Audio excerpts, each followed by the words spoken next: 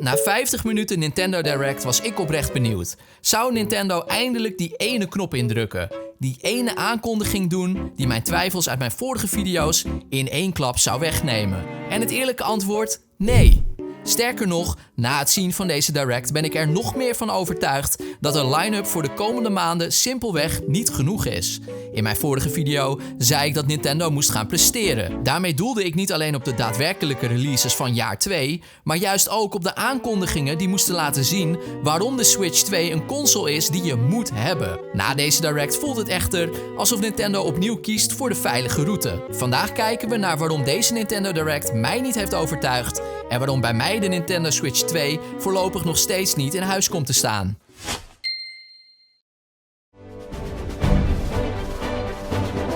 In mijn video van vorige maand was ik duidelijk. Ik speel nauwelijks nog op mijn originele Switch en deed dat eigenlijk al niet. En de line-up van de Switch 2 gaf mij nog onvoldoende redenen om honderden euro's stuk te gooien op nieuwe hardware. Een jaar eerder was het voor mij zelfs een reden om mijn Nintendo Switch 2 pre-order te annuleren. Wat ik zocht was simpel. System sellers. Die game waarvan je zegt, oké, hiervoor koop ik een nieuwe console. Nintendo beloofde ons een blik op de tweede helft van 2026 en een vooruitblik op wat de toekomst van de Switch 2 moet gaan worden. Rhythm Heaven Groove leek echt een statement. Zo van, we laten eerst nog even deze Switch game zien en daarna gaan we vlammen. Out with the old, in with the new. Maar wat we kregen voelde voor mij als een herhaling van zetten. Meer nostalgie, meer remasters, ports en Switch 2 editions. En opvallend weinig van die grote nieuwe Nintendo-ervaringen die een nieuwe generatie hardware echt kunnen definiëren. Want laten we eerlijk zijn, een nieuwe console koop je niet voor de specificaties. Die koop je voor de games, toch? En juist daar zit voor mij het probleem. Want waarom wringt dit zo? Omdat Nintendo zich inmiddels in dezelfde positie bevindt als de rest van de industrie. Games worden duurder, hardware wordt duurder en consumenten moeten kritischer kiezen waar ze hun geld aan uitgeven. Dan moet je als platformhouder van goede huizen komen en met overtuigende redenen komen om te upgraden of überhaupt in te stappen. En juist die overtuigingskracht miste ik tijdens deze Direct. Neem bijvoorbeeld Xenoblade.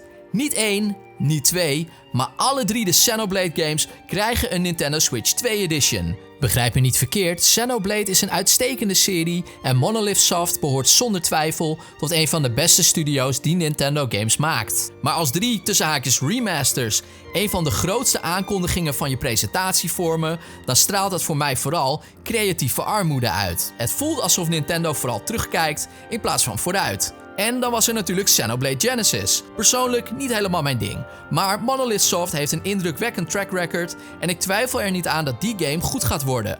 Alleen verschijnt hij in 2027. En laten we eerlijk zijn, dat kan net zo goed nog een jaar duren voordat die game daadwerkelijk in de winkels ligt. Sterker nog, hebben we het hier over fiscaal 2027 of kalender 2027. Want als we het hebben over fiscaal 2027, dan zou het ook zomaar nog kunnen dat die game uitkomt in maart 2028. En dan was er nog de Ocarina of Time remake. De bevestiging dat we Nate Heet voortaan op zijn woord kunnen geloven als het om leaks gaat. Wanneer deze remake verschijnt, gaat hij ongetwijfeld miljoenen exemplaren verkopen. Maar op basis van die 20 seconden die we te zien kregen, ben ik nog niet overtuigd. Ik zag een teaser en ik zag vooral nostalgie. Maar ik zag nog niet waarom dit de remake is die de Switch 2 nodig heeft. Waarom dit de game is die het verschil gaat maken tussen een leuke remake en een generatiebepalende release. En dan Nintendo Switch Sports Resort. Die aankondiging voelde voor mij alsof Nintendo nog steeds niet doorheeft dat het Wii-tijdperk inmiddels is geëindigd. Wii Sports was destijds een cultureel fenomeen. Maar dat kwam niet alleen door de kwaliteit van de game, het kwam vooral omdat vrijwel iedere Wii-eigenaar hem gratis kreeg. Het was een pack-in titel die miljoenen mensen liet kennismaken met motion controls. Maar dat was bijna 20 jaar geleden. De markt van 2026 is compleet anders. Ik zie simpelweg niet hoe een Nintendo Switch Sports Resort van 50 of 60 euro een reden wordt voor mensen om massaal een Switch 2 te kopen. Hetzelfde geldt voor Fire Emblem Fortune's Weave. Dat wordt waarschijnlijk weer een uitstekende Fire Emblem game. Maar het is en blijft een niche franchise. Het is geen titel die de massa gaat overtuigen. Het is geen system seller. En ja, er waren absoluut sterke third-party aankondigingen. Kingdom Hearts 4 was bijvoorbeeld een enorme verrassing. Maar ook daar zit precies het probleem. Want Kingdom Hearts 4 verschijnt niet exclusief op de Nintendo Switch 2. Die game komt ook naar PS5, Xbox en PC.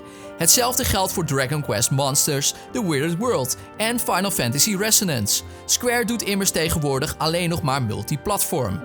Dus, hoe enthousiast ik daar ook over ben, het is geen reden om specifiek Nintendo's nieuwe console te kopen. Dus wat betekent deze Nintendo Direct voor iemand die vandaag nog twijfelt over de aanschaf van een Nintendo Switch 2? Eigenlijk heel weinig. Want opnieuw, de grote belofte ligt ergens aan de horizon. Terwijl Nintendo juist nu mensen moet overtuigen. Zelfs The Duskbloods, een van de titels waar ik persoonlijk heel nieuwsgierig naar ben, kreeg uiteindelijk nauwelijks aandacht. En dat is eigenlijk een goede samenvatting voor deze hele Direct. Veel teasers, veel aankondigingen, maar weinig Nintendo. Er was maar weinig dat daadwerkelijk liet zien waarom de Nintendo Switch 2 onmisbaar zou moeten zijn. Maar misschien zie ik iets over het hoofd. Misschien heb ik een blinde vlek.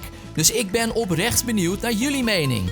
Welke game uit deze Nintendo Direct heeft jou overtuigd? Wat was voor jou de aankondiging van de show?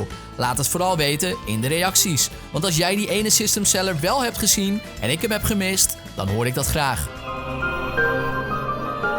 Dat brengt mij bij de conclusie. Nintendo heeft met de laatste Direct een belangrijke kans gemist. Niet omdat de getoonde games slecht zijn, integendeel. Ik denk dat veel van deze titels prima tot uitstekende games gaan worden. Maar een goede game is niet automatisch een system seller. Dat heb je ook gezien in jaar 1.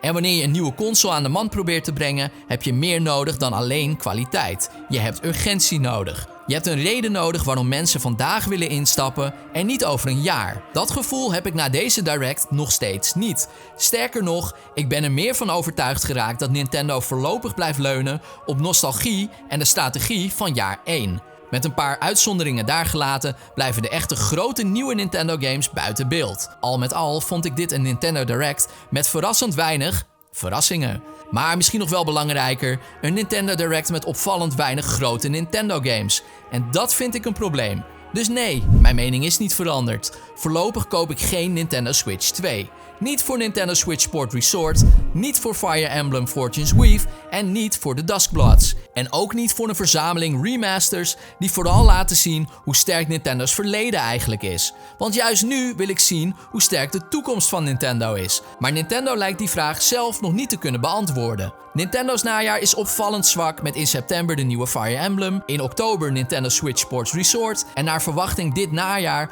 ook nog de Ocarina of Time remake. Of Nintendo deze direct tegenover GTA 6 durft te zetten, gaan we nog zien. Maar hij verschijnt zeker nog dit jaar. Dus heeft deze Nintendo Direct jou overtuigd? Of wacht jij net als ik nog steeds op die ene game die alles doet veranderen? Bedankt voor het kijken naar deze video. Check ook mijn andere video's over de Nintendo Switch 2, mijn deep dives en natuurlijk elke maand Inside Monthly. Ik zie je graag bij de volgende video.